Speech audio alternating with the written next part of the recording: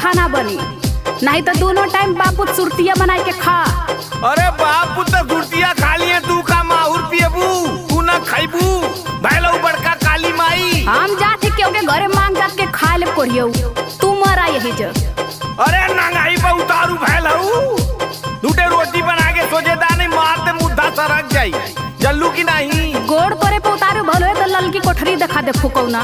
बस ये गुल करबू जैसन बाप दादा हुआ वैसा न रहबू। दाल खरीदी कि तेल खरीदी, दाल खरीदी कि तेल खरीदी, माथा हमार पगलाइल बा। चूल्ही पर खाना बनावा ये रनिया, चूल्ही पर खाना बनावा ये रनिया, गैस बहुत महंगाइल बा। चूल्ही पर खाना बनावा ये